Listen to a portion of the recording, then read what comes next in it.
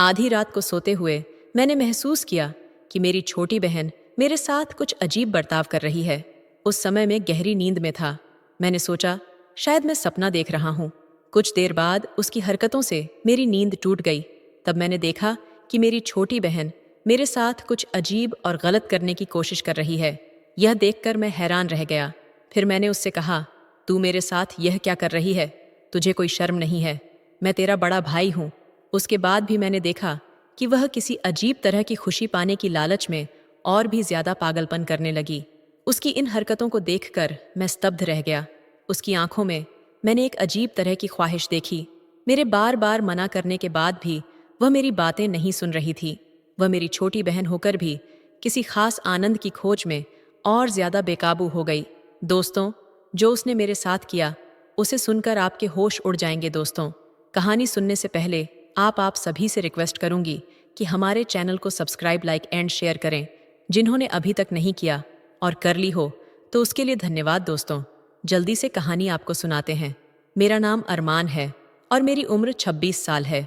मैंने अपना पढ़ाई पूरी करके एक प्राइवेट कंपनी में नौकरी करना शुरू कर दिया था। मैं हैदराबाद में रहता हूँ। मेरे परिवार में मैं, मेरे माता पिता और मेरी छोटी बहन रूबी हैं, जिसकी उम्र अभी 18 साल है और वह इस साल 12वीं की परीक्षा देगी। पापा हार्डवेयर की दुकान चलाते हैं और माँ हाउसवाइफ है। अब बात पर आते हैं। दशहरा की छुट्टियां थीं, इसलिए मैंने घर जाने की तैयारी किया। सबके लिए शॉपिंग किया, खासकर अपनी प्यारी बहन रूबी के लिए 3-4 पीस एक से बढ़कर एक खूबसूरत लहंगा खरीदा। मम्मी के साढ़ा और पापा के लिए अच्छे अच्छे कुर्ता और पजामा। शॉपिंग के बाद ट्रेन की टिकट पहले से बुक थी, इसलिए दशहरा स्टार्ट होने से 2 दिन पहले घर के लिए निकल गया। 2 साल बाद मैं घर जा रहा था, क्योंकि नौकरी ज्वाइन करने के बाद घर जाना नहीं हुआ था। इसलिए सबके लिए कुछ ना कुछ खरीदा, खासकर अपनी प्यारी बहन के लिए। लगभग 48 घंटे के सफर के बाद आखिरकार मैं घर पहुंच गया, क्योंकि हैदराबाद से हमारे गांव तक पहुंचने में मुझे देर हो गई। गांव में हमारा घर काफी अंदर था, इसीलिए रात के करीब 11 बज गए। घर पहुंचा तो देखा सब सो चुके थे। तब मैंने माँ को उठाया, फिर उनसे थोड़ी बातचीत करके खाना खाकर सो गया। काफी रात हो चुकी थी, इसलिए रूबी को नहीं जगाया। सुबह जब 5 बजे मेरी छोटी बहन रूबी ने मुझे जगाना शुरू किया, तब कमरे का दरवाजा खुला था, इसलिए वह पास आकर मुझे जगाने लगी और गिफ्ट के बारे में पूछने लगी। मैं नींद भरी आंखों से कह रहा था, अभी तू जा, अभी मुझे सोने दे। लेकिन उसे अभी चाहिए था, इसलिए उसने मेरे ऊपर की चादर खींच ली। मैं हड़बड़ा कर उठा और देखा कि मेरी हालत खराब थी। मुझे बहुत शर्मिंदगी महसूस हुई और दूसरी तरफ वह मुझे इस हालत में देखकर हंस रही थी। मैं जल्दी से उठकर बैठ गया और उसे अच्छे से देखा, मानो मैं उसे पहचान नहीं पा रहा हूँ। इन 2 साल में वह इतनी बड़ी हो गई थी कि बिल्कुल अनजान लग रही थी। उसका रूप और सौंदर्य जैसे छलक रहा था। इतने दिनों बाद मैंने अपनी प्यारी बहन को देखा तो ऐसा लगा जैसे कोई अनजान परी मेरे घर आई हो। तभी उसकी आवाज से मेरा ध्यान टूटा। रूबी ने कहा, भैया क्या देख रहे? इस तरह से जैसे मुझे कभी देखा ही नहीं। मैंने कहा, हाँ, सच में तू तो बहुत बड़ी हो गई है, तुझे पहचान ही नहीं पा रहा हूँ।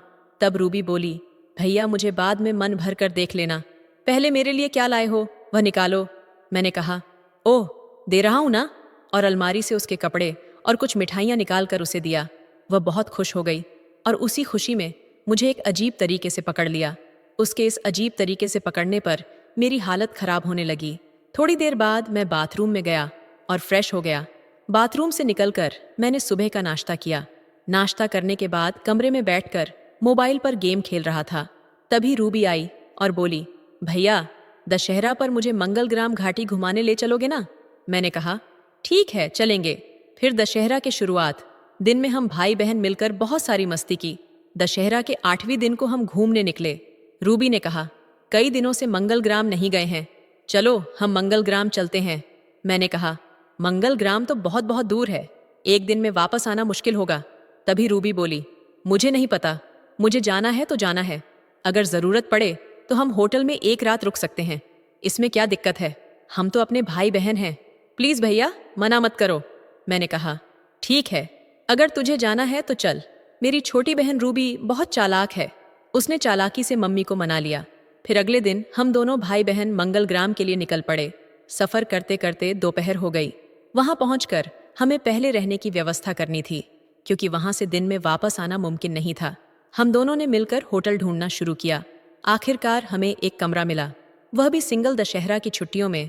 हर जगह भीड़ थी, इसलिए सिंगल रूम ही लेना पड़ा। फिर हमने अपना बैग रखा और कुछ देर आराम करने के बाद घूमने निकल पड़े।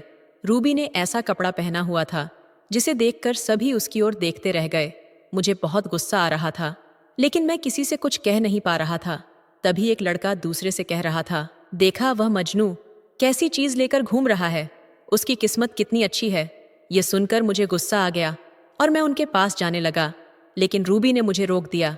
फिर हमने बहुत मजे किए और सारा दिन घूमने के बाद शाम को होटल लौट आए। फिर हमने कमरे में जाकर फ्रेश होकर दोबारा टहलने के लिए निकलने का फैसला किया। हमारे साथ पास के कमरे में नवविवाहित पति पत्नी भी थे, जिन्होंने हमें टहलने के लिए बुलाया। रूबी ने हाँ में जवाब दिया। उन्होंने कहा, हम भी बाहर जा रहे हैं, चलिए साथ में चलते हैं। यहाँ ज्यादा लोगों के बीच अकेले घूमना ठीक नहीं लगता। हम मान गए और फिर उनसे बातचीत करते हुए हमारा परिचय हुआ। लड़के का नाम जावेद था और लड़की का नाम शालिन था। तभी अचानक शालिन बोल पड़ी, आप दोनों की जोड़ी तो बहुत अच्छी लग रही है। मैं तो हैरान रह गया, समझ नहीं आया क्या कहूँ। तभी रूबी ने कहा, आप दोनों का भी बहुत अच्छा लग रहा है। कितने महीने हो गए आपकी शादी को? तब जावेद ने कहा, अभी 4 महीने हुए हैं। फिर जावेद ने पूछा, आपकी शादी को कितने दिन हुए?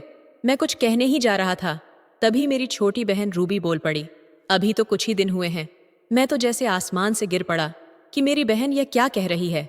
तब जावेद ने कहा, तो फिर आप लोग बिल्कुल सही समय पर हनीमून के लिए आए हैं, लेकिन हमें थोड़ी देर हो गई। दरअसल ऑफिस से छुट्टी मैनेज करते करते 4 महीने गुजर गए। उसके बाद शालिन ने पूछा, आपकी लव मैरिज है या अरेंज मैरिज? रूबी ने कहा, लव मैरिज। इधर मुझे गुस्से से पसीना आ रहा था। ये रूबी सच बोल रही है या शालिन के साथ मजाक कर रही है? चलते चलते रात के 10 बज गए और हम सब फिर से होटल लौट आए। खाना पना करने के बाद हम सोने के लिए अपने अपने कमरे में जा रहे थे। तभी शलीना ने कहा, गुड नाइट, हनीमून का आनंद लो, वापस नहीं आएगा ये रात। और हाँ, आप लोग भी मजा करो, हम तो आज पूरी रात मजे में रहेंगे। इतना ना कहकर वे अपने कमरे में चले गए। मैं भी अपने कमरे में पहुंचते ही रूबी से बोलने लगा, यह सब क्या हो रहा है? हम भाई बहन हैं, तू सब कुछ भूल गई है क्या? रूबी बोली, भैया क्या करूं? उन्होंने इस तरह से बात शुरू किया कि मुझे समझ में ही नहीं आया क्या जवाब दूं। सोचा 2-4 बातें कर अलग हो जाऊंगी, पर अब तो इतनी बड़ी बात हो गई कि कहने का मौका ही नहीं मिला। अब क्या किया जाए? यहाँ तो हम एक दिन के लिए ही हैं, तो हम पति पत्नी बनकर ही रह लेते हैं। मैंने कहा, मतलब तू क्या कह रही है? तब रूबी बोली, अरे भैया, मैं सच में तो आपको अपना पति नहीं बना रही हूँ ना, बस एक्टिंग करने के लिए कह रही हूँ उनके सामने। मैंने कहा, ओ, तो आखिर में अपनी सगी बहन का पति बनना पड़ेगा। ठीक है, आज से तू मेरी पत्नी। रूबी ने कहा, क्या भैया, तुम क्या कह रहे हो? मैं एक्टिंग की बात कर रही हूँ, असल में थोड़ी ना कह रही हूँ। मैंने कहा, ठीक है, बहुत रात हो चुकी है, अब सो जा, कल एक्टिंग करेंगे। फिर हम दोनों सो गए। जब रात गुजरी तो रात में गहरी नींद में मुझे महसूस हुआ कि मेरी छोटी बहन मेरे साथ कुछ अजीब हरकतें कर रही हैं। मैं नींद में था, सोच रहा था शायद सपना देख रहा हूँ। कुछ देर बाद उसकी उन हरकतों की वजह से मेरी नींद खुल गई। मैंने देखा कि मेरी छोटी बहन मेरे साथ कुछ गलत कर रही है। मैं तो ये देखकर हैरान रह गया। फिर मैंने उससे कहा, तू मेरे साथ ये सब क्या कर रही है तुझे शर्म नहीं आती? मैं तेरा सगा बड़ा भाई हूँ। लेकिन फिर भी मैं देख रहा था कि वह किसी अजीब से मकसद के साथ ये सब करने की कोशिश कर रही है। होटल के अंदर अपनी छोटी बहन का ऐसा व्यवहार देखकर मैं सच में हैरान रह गया। उसकी आंखों और चेहरे पर जैसे एक पागलपन सवार था।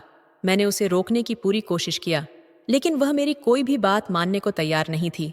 मेरी सगी बहन होने के बावजूद वह एक अजीब से सुख की उम्मीद में मुझे इतनी जोर से धक्का देकर गिरा दिया कि वह एकदम पागल हो गई।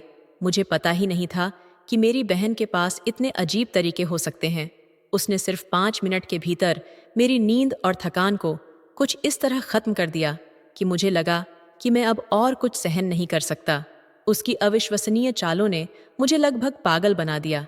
आखिरकार मुझे ऐसा लगा कि मैं इस स्थिति का सामना कर ही नहीं पा रहा हूँ। तब मेरे मन में सिर्फ एक ही इच्छा थी, उस लड़की को अपना बना लेने की जो मेरे पास थी। लेकिन वह लड़की मेरी अपनी बहन थी, ये बात मेरे दिमाग में बिल्कुल भी नहीं थी। ऐसे समय में इंसान को कुछ भी समझ नहीं आता। मेरा भी वही हाल हुआ। मुझे ऐसा लग रहा था जैसे मेरे पास आग जल रही हो और उसकी तपिश से मेरा पूरा शरीर टूट रहा हो। मेरा शरीर बार बार कांपने लगा और मैं भी अनजाने में उस सुख की तलाश में अपनी बहन के साथ ताल मिलाने लगा। उसे तो जैसे जैसे लगा कि उसके हाथों में स्वर्ग आ गया हो, तब मुझे लगा कि जो होगा होगा, अब इस मुश्किल समय का सामना करना ही पड़ेगा। मुझे अपनी छोटी बहन के आगे हार माननी नहीं थी। फिर मैंने भी पूरी ताकत लगा दिया। हालांकि मेरी बहन मुझसे करीब 9 साल छोटी थी।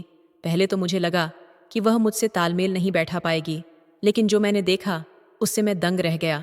लगभग 3 से 4 घंटे तक लगातार प्रदर्शन करने के बावजूद वह जरा भी थकी नहीं। करीब 4 घंटे बाद ऐसा लगा जैसे किसी सपनों की दुनिया से लौटकर फिर से धरती पर आ गए हों। तब तक रात काफी हो चुकी थी, इसीलिए हम सो गए। रात के उस अजीब हादसे के बाद मैं सुबह जागा तो मेरे मन में घबराहट और अजीब सा अपराधजनक था। मैंने सोचा कि क्या सच में कल रात जो हुआ वह एक सपना था, लेकिन मेरे आसपास का माहौल और रूबी का व्यवहार मुझे और उलझन में डाल रहा था।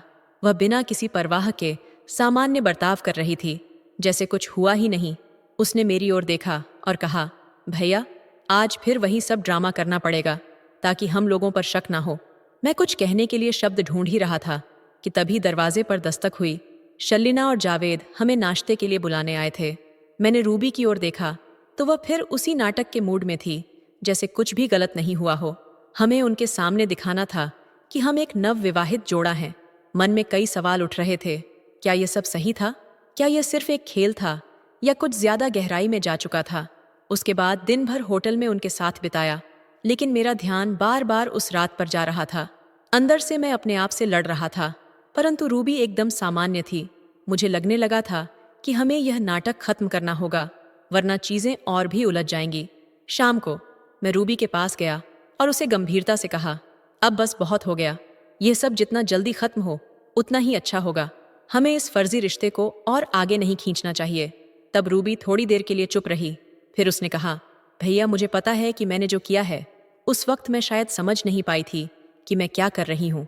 आज जब पीछे मुड़कर देखती हूँ तो एहसास होता है कि वह सब कितना गलत था, लेकिन अब वक्त आ गया था कि इसे खत्म किया जाए। मैंने गहरी सांस ली और हिम्मत जुटाकर हामी भर दी। उस रात हमने फैसला किया कि अगली सुबह शालिन और जावेद को सच्चाई बता देंगे, चाहे वे कुछ भी सोचें। झूठ का सिलसिला अब और नहीं चल सकता था। अगले दिन नाश्ते की मेज पर हमने पूरी बात सभी के सामने रख दी। शालिन और जावेद पहले तो हैरान रह गए, लेकिन धीरे धीरे उन्होंने स्थिति को समझा। जावेद ने हल्के अंदाज में कहा, यार, हमें लगा था कि तुम लोग बहुत सीरियस हो, लेकिन यह तो मजाक निकला। रूबी ने भी हंसते हुए कहा, अच्छा हुआ कि समय रहते सच बता दिया, वरना बाद में और बड़ा मसला बन सकता था। हमने उनसे माफी मांगी और दिन को सामान्य तरीके से बिताने की कोशिश की। हालांकि इस घटना ने हमें अंदर तक झकझोर दिया था। वापस लौटते वक्त रूबी और मैं दोनों समझ चुके थे कि यह अनुभव हमें जीवन भर के लिए एक महत्वपूर्ण सबक दे गया है। हमने ठान लिया कि अब कभी भी ऐसी हरकतों में नहीं पड़ेंगे जो हमारी या किसी और की जिंदगी में खलल डाले। घर पहुंचने के बाद मैंने खुद को एक नई शुरुआत की तरफ मोड़ने की कोशिश की। इस घटना ने हमें रिश्तों की अहमियत और उनकी मर्यादा का एहसास कराया। यह सबक हमेशा हमारे साथ रहेगा। जिंदगी कभी कभी ऐसे मोड़ पर ले आती है जहां हमें अपनी गलतियों से सीखने का मौका मिलता है। दोस्तों, ये मेरी जिंदगी की एक अनपेक्षित घटना थी। शायद इसे सुनकर आपको यकीन न हो, लेकिन यह सच्चाई है। हमारी दुनिया में कई बार ऐसी बातें होती हैं जो अविश्वसनीय लगती हैं, लेकिन वे होती वास्तविक हैं। मैं आप सबसे यही कहना चाहूंगी कि जब हम बड़े हो रहे होते हैं तो रिश्तों की मर्यादा का ध्यान रखना बेहद जरूरी है। चाहे वह भाई बहन का रिश्ता हो या दोस्ती का, सीमाओं का पालन करना आवश्यक है। यह हमें गलत इच्छाओं और भावनाओं से बचाए रखता है। अगर हम सभी अपने रिश्तों की गरिमा का ख्याल रखें तो हमारे समाज में गलत और अनैतिक घटनाएं कम हो सकती हैं। सबसे महत्वपूर्ण बात यह है कि जिनकी सोच गलत दिशा में है, उन्हें अपने विचारों और व्यवहार को सुधारने की जरूरत है। रिश्तों की इज्जत करना और मर्यादा बनाए रखना हमारी जिम्मेदारी है। तो दोस्तों, यह थी मेरी कहानी। उम्मीद है आपको यह अनुभव सोचने पर मजबूर करेगा। अगर आपको यह कहानी पसंद आई हो तो इसे लाइक करें